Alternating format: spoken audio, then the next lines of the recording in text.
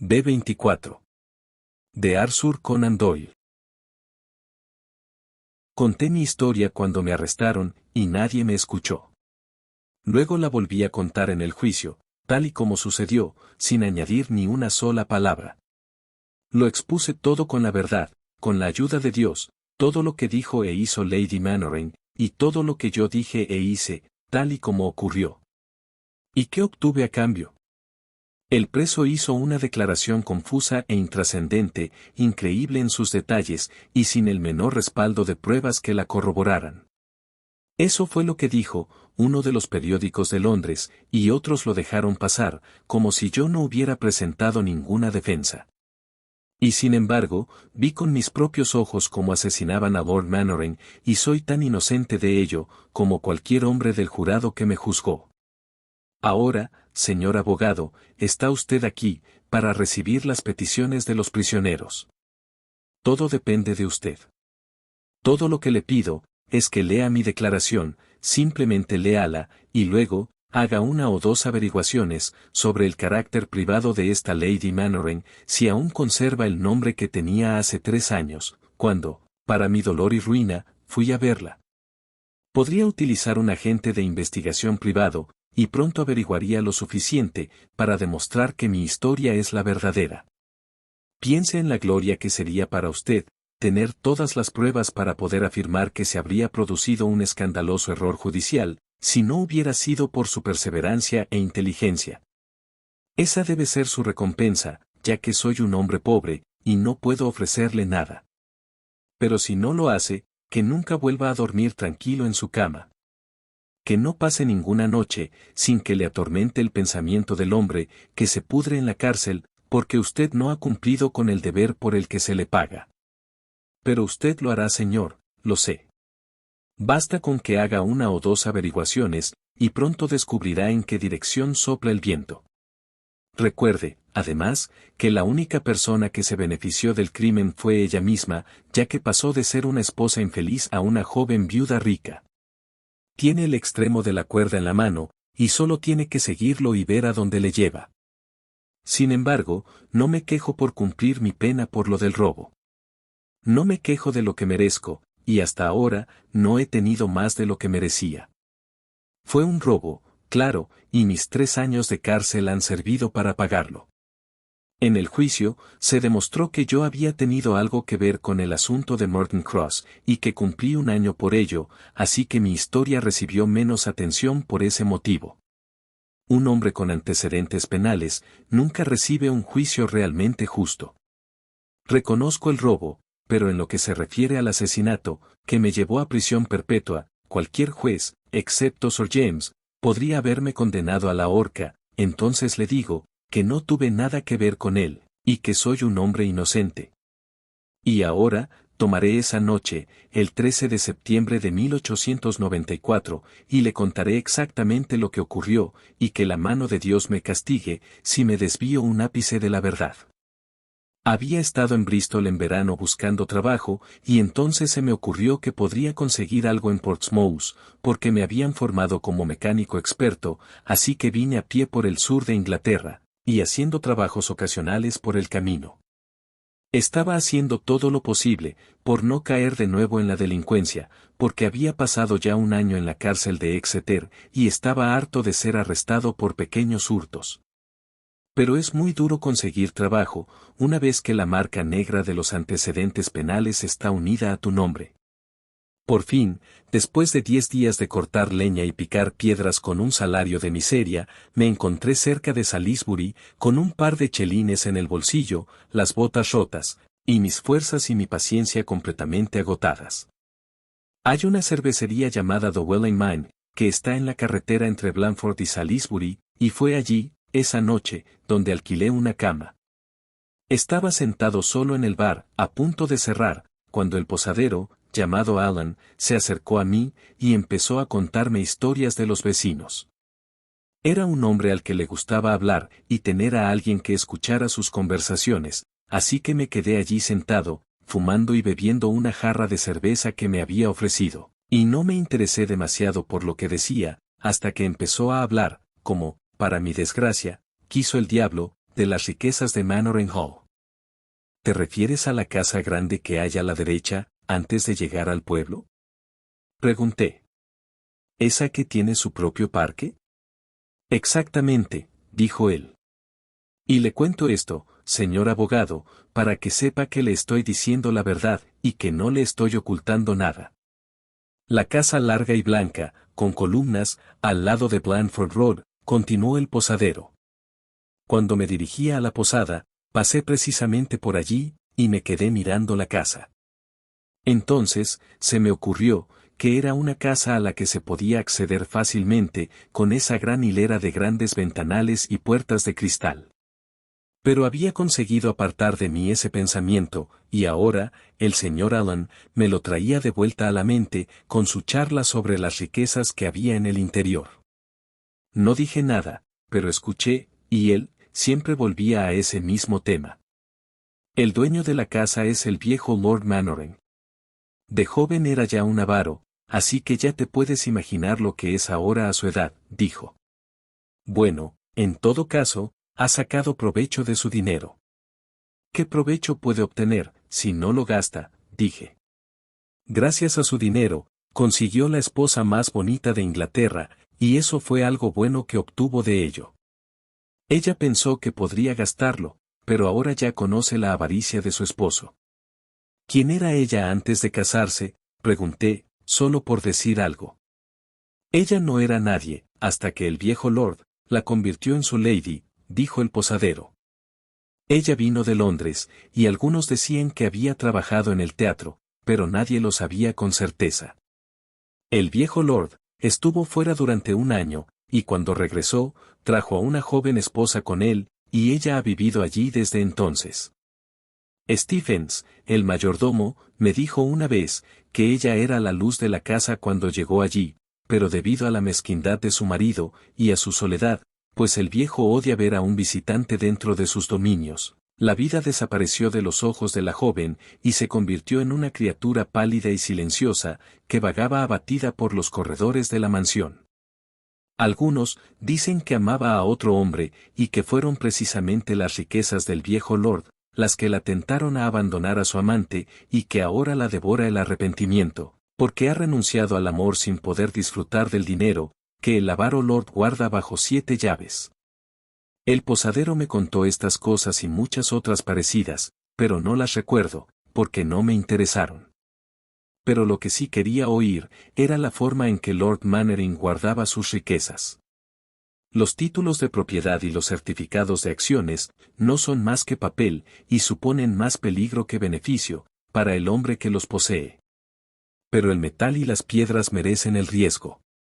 Y entonces, como si estuviese respondiendo a mis pensamientos, el posadero me habló de la gran colección de medallas de oro de Lord Mannering, que era la más valiosa del mundo, y tal era su cantidad, que un saco lleno de ellas, ni el hombre más fuerte de la parroquia sería capaz de levantarlo. No estoy tratando de justificarme, pero le ruego, señor, que tenga en cuenta todos los hechos, y se pregunte si un hombre podría verse más tentado que yo.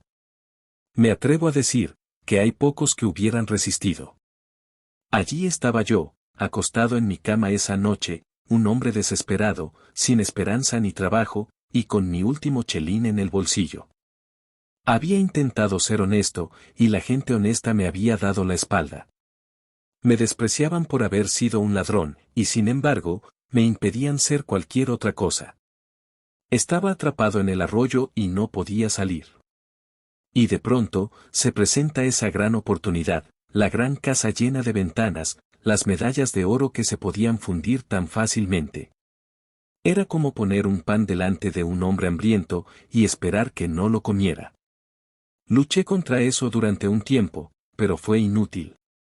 Por fin, me incorporé en el borde de la cama, y juré que aquella noche, o me convertía en un hombre rico, y renunciaba para siempre al crimen, o terminaba de nuevo con grilletes en las muñecas y en la cárcel. Luego, me puse la ropa, y tras dejar un chelín sobre la mesa, pues el posadero me había tratado bien, y no quería engañarlo, salí por la ventana al jardín de la posada. Había un muro alto alrededor de este jardín, y tuve que superarlo, pero una vez que llegué al otro lado, todo fue pan comido. No me encontré con nadie en el camino, y la puerta de hierro de la avenida estaba abierta. La luna brillaba, y podía ver la gran casa, reluciendo blanca, a través de un arco de árboles. Caminé durante un cuarto de milla más o menos, hasta que llegué al borde del camino, donde terminaba en un espacio ancho, y cubierto de grava, delante de la puerta principal. Allí me quedé de pie, en la sombra, y miré el largo edificio, con una luna llena, brillando en cada ventana, y tiñendo de plata la alta fachada de piedra. Me agazapé allí durante un rato, y me pregunté dónde encontraría la entrada más fácil. La ventana de la esquina del costado, parecía ser la que menos se veía, y una cortina de hiedra colgaba pesadamente sobre ella.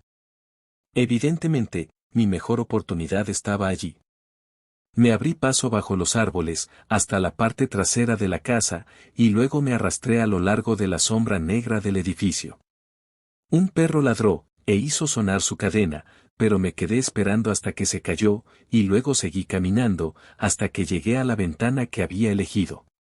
Es sorprendente, lo descuidados que son en el campo, en lugares alejados de las grandes ciudades, donde nunca se les pasa por la cabeza la idea de los ladrones. Yo llamo tentar a un pobre, cuando pone la mano, sin ninguna mala intención, sobre una puerta, y la encuentra abierta ante él. En este caso, no fue tan grave, pero la ventana estaba cerrada con un pestillo común y corriente, que abrí sin dificultad, utilizando la hoja de mi cuchillo.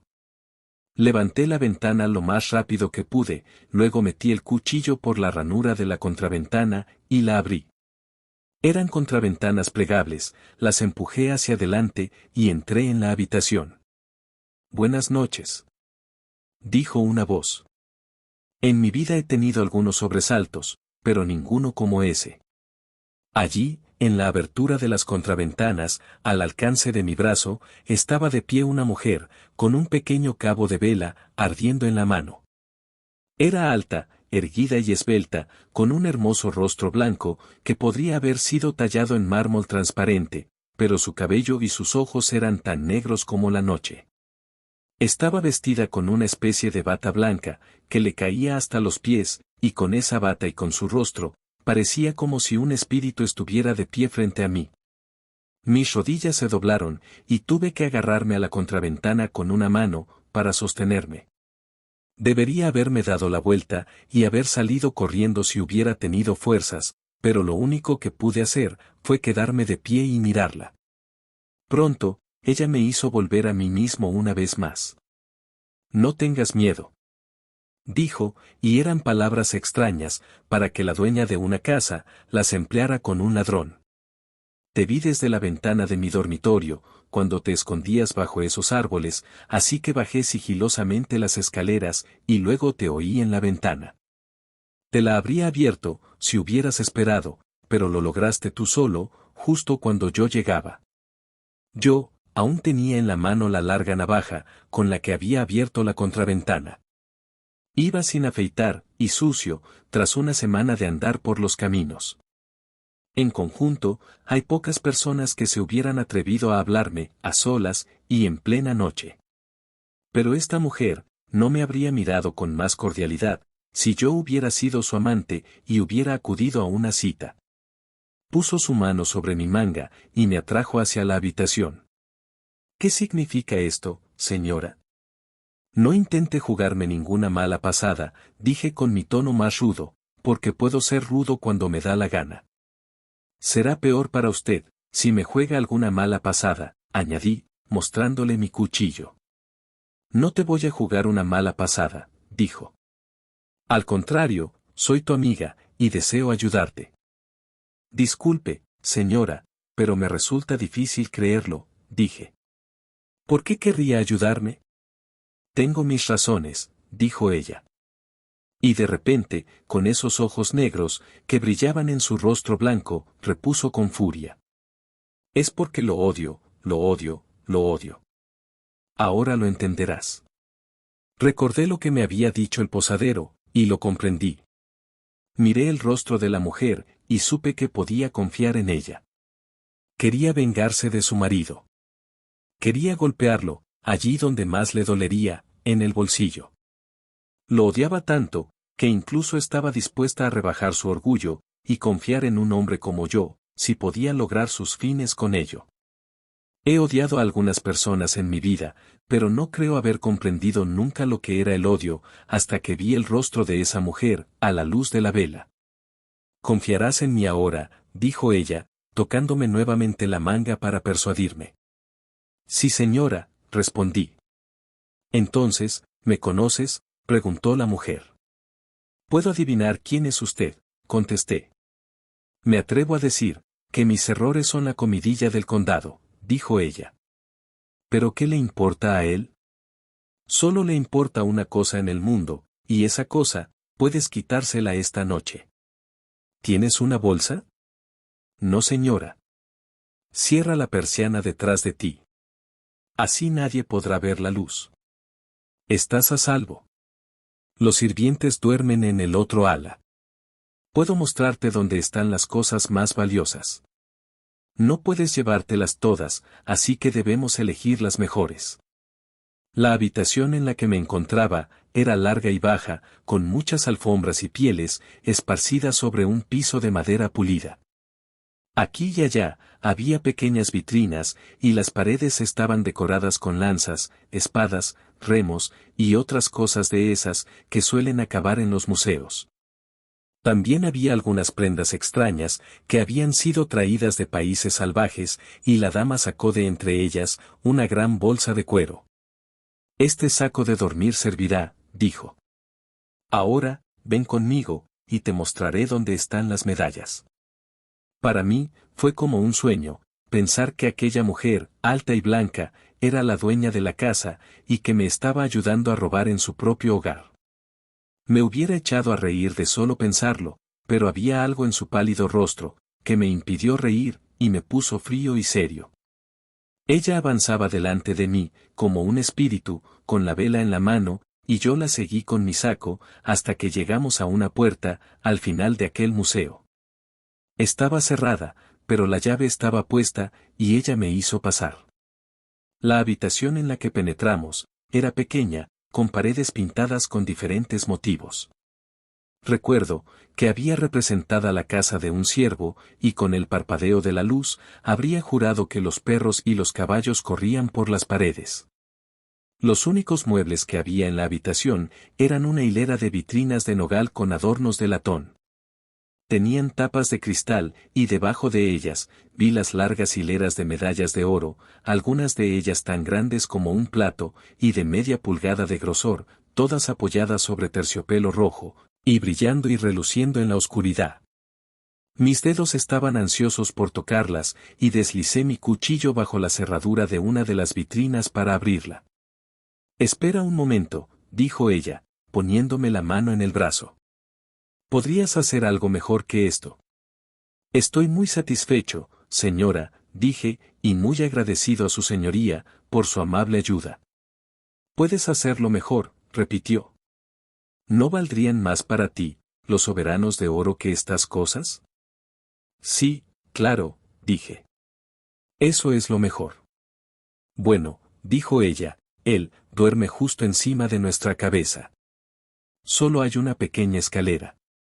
Debajo de su cama, hay una caja de hojalata, con dinero suficiente para llenar esta bolsa. ¿Cómo puedo conseguirlo sin despertarlo? ¿Qué importa si se despierta?». Me miró fijamente mientras hablaba. «¿Podrías evitar que llame?». «No, señora, yo no quiero nada de eso», dije, adivinando sus intenciones. «Como quieras», dijo ella. «Pensé que eras un hombre valiente por tu apariencia, pero veo que cometí un error. Si tienes miedo de un anciano, entonces, por supuesto, no puedes quedarte con el oro que está debajo de su cama.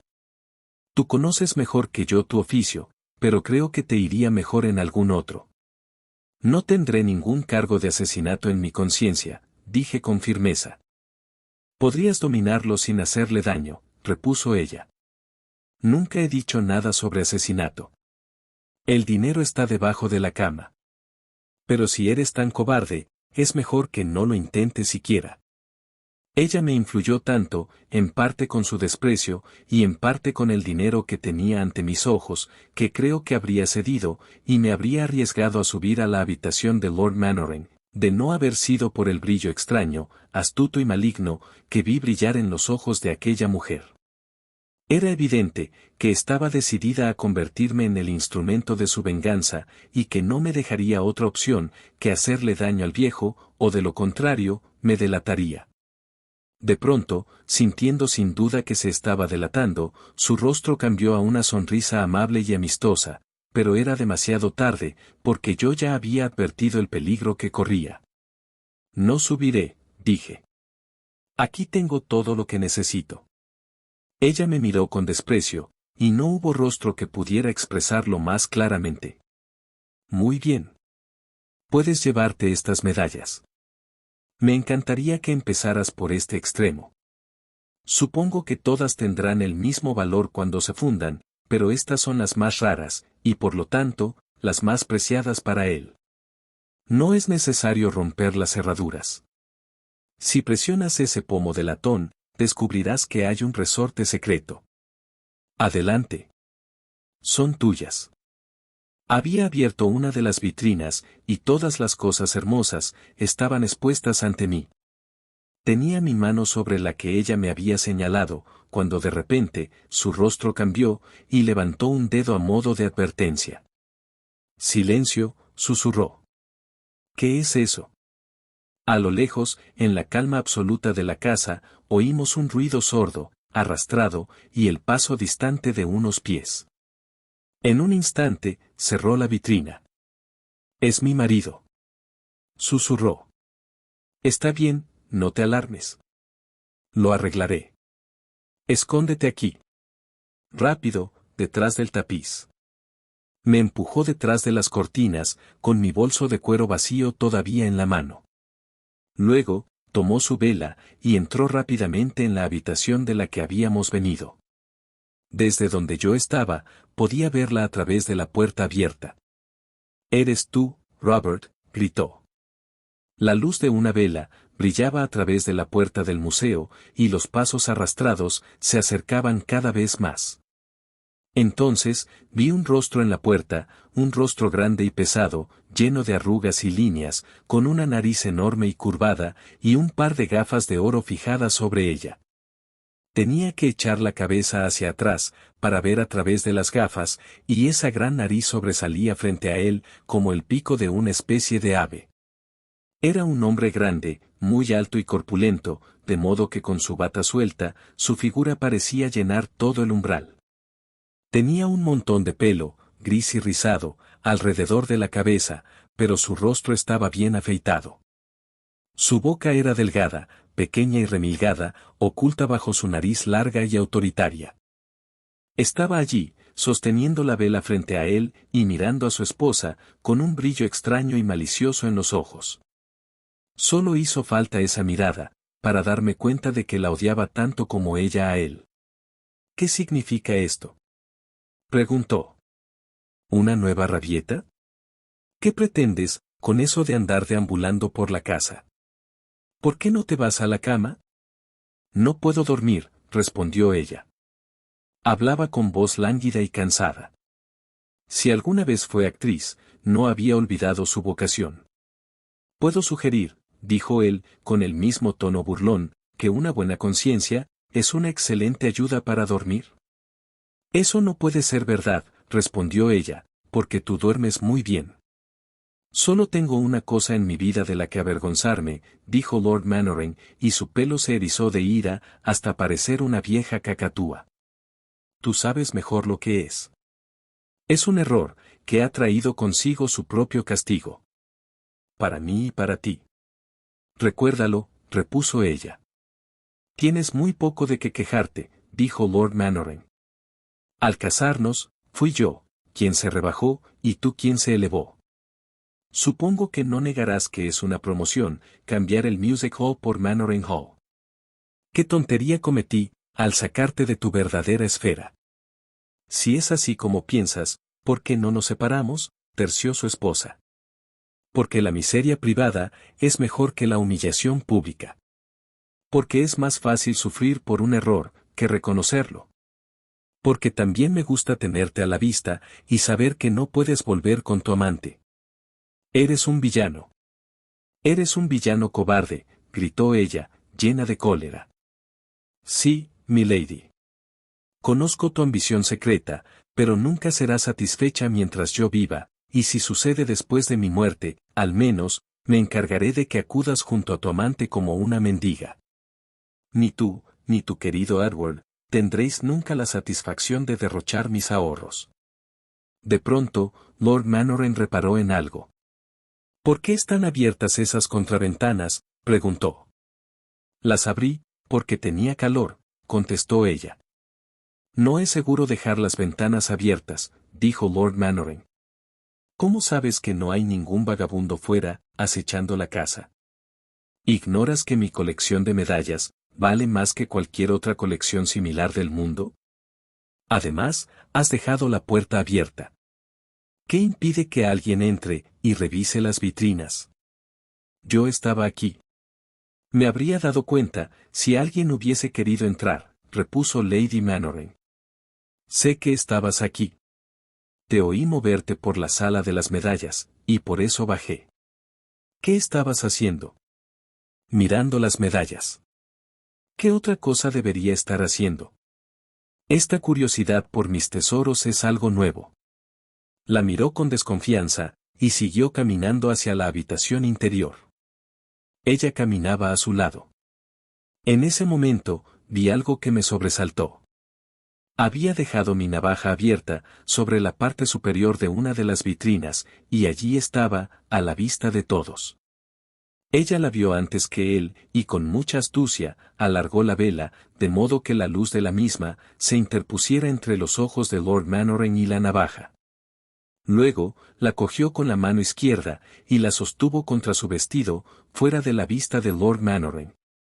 Este, miró de una vitrina a otra, en algún momento, estuvo tan cerca de mí, que pude haber tocado su larga nariz, pero no había nada que indicara que las medallas habían sido manipuladas, así que, todavía gruñendo y refunfuñando, se fue arrastrando los pies a la otra habitación, una vez más.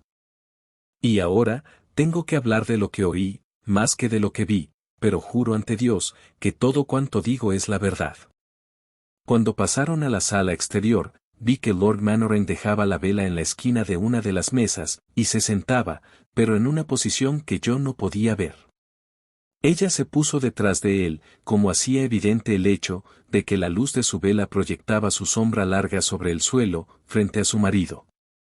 Entonces, él, empezó a hablar de ese hombre al que llamaba Edward, y cada palabra que decía, era como una gota abrasadora de veneno.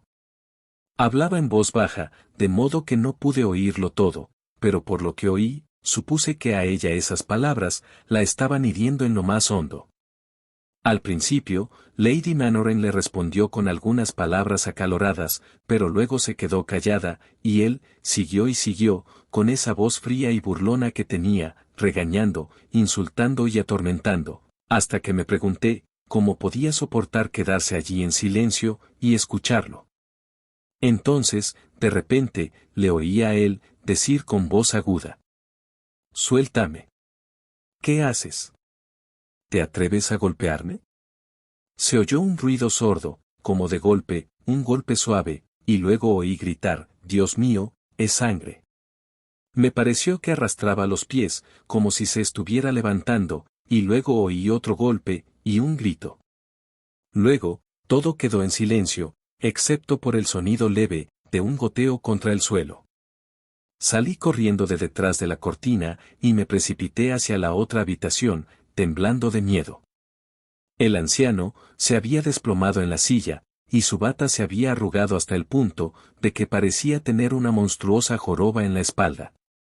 Su cabeza, con las gafas de oro todavía fijadas en la nariz, estaba ladeada, y su boquita estaba abierta como la de un pez muerto. No podía ver de dónde salía la sangre, pero aún podía oírla tamborilear en el suelo. Ella estaba detrás de él, con la vela brillando de lleno sobre su rostro. Tenía los labios apretados y los ojos brillantes, y un toque de color había aparecido en cada una de sus mejillas. Solo eso era necesario, para convertirla en la mujer más hermosa que había visto en mi vida. Lo ha logrado al fin, dije. Sí, dijo ella con tono tranquilo. Lo he logrado. ¿Qué va a hacer ahora? Pregunté. La acusarán de asesinato, con toda seguridad. No temas por mí, repuso ella, imperturbable. No tengo nada por lo que vivir, y no importa. Ayúdame a ponerlo derecho en la silla. Es horrible verlo de esta manera. Así lo hice, aunque un escalofrío me recorrió todo el cuerpo al tocarlo, especialmente cuando un poco de sangre me cayó en la mano. Ahora, dijo ella, puedes quedarte con las medallas. Cógelas y vete. No las quiero. Solo quiero escapar. Nunca antes me había involucrado en un asunto como este, dije. ¿Tonterías? Repuso ella. Viniste por las medallas, y aquí están, a tu alcance. ¿Por qué no habrías de obtenerlas? No hay nadie que te lo impida. Yo seguía sosteniendo la bolsa en mi mano. Ella abrió el estuche, y entre los dos, echamos dentro un centenar de medallas. Todas eran del mismo estuche, pero no pude esperar más. Entonces, me dirigí hacia la ventana, pues el aire mismo de esa casa parecía envenenarme, después de lo que había visto y oído. Cuando miré hacia atrás, la vi allí de pie, alta y elegante, con la vela en la mano, tal como la había visto la primera vez. Me dijo adiós con la mano, yo le devolví el saludo, y salí de un salto al camino de grava. Doy gracias a Dios, por poder ponerme la mano sobre el corazón y decir que nunca he cometido un asesinato, pero quizá todo sería distinto si hubiera podido leer la mente y los pensamientos de esa mujer. Si hubiera podido ver detrás de esa última sonrisa suya, habría habido dos cuerpos en la habitación en lugar de uno. Pero no pensé en otra cosa, que en escapar sano y salvo, y nunca se me ocurrió que ella pudiera estar atando la cuerda alrededor de mi cuello. No había dado ni 5 pasos, desde la ventana que bordeaba la sombra de la casa por donde había venido, cuando oí un grito, que podría haber alertado a todo el pueblo. ¡Auxilio! Gritó Lady Mannering. ¡Asesinos, auxilio! Y su voz resonó en la quietud de la noche, y se extendió por todo el campo. Aquel grito terrible, pareció clavarse en mi cabeza. En un instante, las luces empezaron a encenderse, y las ventanas a abrirse, no solo en la casa que estaba detrás de mí, sino también en la cabaña del guarda y en los establos. Como un conejo asustado, corrí por el camino de entrada, pero oí el ruido metálico de la puerta al cerrarse, antes de poder llegar a ella. Entonces, escondí mi bolsa de medallas bajo unos haces de leña secos, y traté de escapar a través del parque, pero alguien me vio a la luz de la luna, y pronto tenía media docena de hombres, seguidos de sus perros, pisándome los talones. Me agazapé entre las zarzas, pero esos perros eran demasiados para mí, y me alegré mucho cuando los hombres se acercaron, y evitaron que me despedazaran. Me agarraron, y me arrastraron de vuelta a la casa de la que había huido. ¿Es este el hombre, milady? Preguntó uno de ellos, el mismo que después descubrí que era el mayordomo. Ella estaba inclinada sobre el cadáver de Lord Mannering cuando entramos, con el pañuelo sobre los ojos. Al oírnos, se volvió hacia mí, con cara de furia. ¿Qué actriz era aquella mujer? Sí, es el mismo hombre, exclamó. Villano, villano cruel, ¿cómo has podido tratar así a un anciano? Había allí un hombre, que parecía ser un guardia de aldea. Puso su mano sobre mi hombro. ¿Qué dices a eso?, dijo él. Fue ella quien lo hizo, grité, señalando a la mujer, cuyos ojos nunca titubearon ante los míos. Vamos. Inventa otra cosa. Dijo el guardia, y uno de los criados me golpeó con el puño. Les digo que la vi hacerlo, insistí. Le apuñaló 2 veces con un cuchillo. Primero me ayudó a robarle, y luego lo asesinó. El lacayo intentó golpearme otra vez, pero ella levantó la mano. No le hagáis daño, dijo. Creo que su castigo puede dejarse, con seguridad, en manos de la ley. Me encargaré de eso, milady, dijo el policía. Su señoría vio realmente cómo se cometió el crimen, ¿no es así? Sí, lo vi con mis propios ojos, dijo ella, con actitud horrorizada. Fue espantoso. Oímos el ruido y bajamos. Mi pobre marido iba delante. El hombre tenía uno de los estuches con las medallas en la mano. Pasó corriendo junto a nosotros, y mi marido lo agarró. Hubo un forcejeo, y ese hombre lo apuñaló 2 veces. Aún se puede ver la sangre en sus manos. Si no me equivoco, su cuchillo todavía está en el cuerpo de Lord Mannering. Miren la sangre que ella tiene en las manos, grité. Lady Mannering ha estado sosteniendo la cabeza de mi señor entre sus manos, mentiroso bribón, dijo el mayordomo. Y aquí está el saco del que habló su señoría, dijo el policía, mientras un mozo de cuadra entraba, con el saco que yo había dejado caer en mi huida. Y aquí están las medallas dentro. Eso me basta. Lo mantendremos bajo custodia aquí, esta noche, y mañana el inspector y yo podemos llevarlo a Salisbury. Pobre criatura, dijo Lady Mannering. Por mi parte, le perdono cualquier daño que me haya hecho. ¿Quién sabe qué tentación lo habrá llevado al crimen? Su conciencia y la ley le darán suficiente castigo, sin que ningún reproche mío lo haga más amargo. No pude responder, le aseguro, señor, que no pude responder, tan desconcertado estaba, por la seguridad de aquella mujer. Y como mi silencio parecía indicar que estaba de acuerdo con todo lo que ella había dicho, el mayordomo y el alguacil me llevaron a rastras al sótano, donde me tuvieron bajo vigilancia durante toda la noche. Así, señor, le he contado toda la historia de los acontecimientos que llevaron al asesinato de Lord Mannering, por parte de su esposa, la noche del 14 de septiembre del año 1894. Tal vez, deje de lado mi declaración, como hizo el alguacil en Mannering Towers, o el juez después, en la audiencia del condado.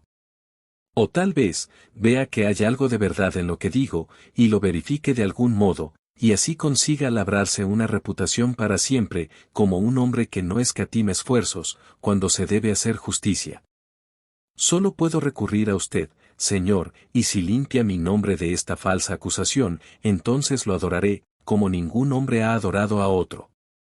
Pero si me falla, le doy mi solemne promesa, de que me ataré, hoy mismo, a la reja de mi ventana, y me ahorcaré. Y después de muerto, volveré para atormentarlo en sus sueños, y recordarle que un hombre inocente ha muerto por su culpa. Lo que le pido que haga, es muy simple. Indague sobre esa mujer, obsérvela, conozca su historia pasada, descubra qué uso está haciendo del dinero que ha recibido, y si existe en su vida un hombre llamado Edward, como le he dicho. Si de todo esto descubre algo, que le muestre el verdadero carácter de Lady Mannering, o que le parezca que corrobora la historia que le he contado, entonces estoy seguro, de que puedo confiar en la bondad de su corazón, para acudir en ayuda de un hombre inocente. Fin. Gracias por ver este video. Por favor, no olvides suscribirte, darle a me gusta, compartirlo y dejar un comentario. Si te ha gustado este relato, puedes encontrar más en nuestro canal, Homo Lector.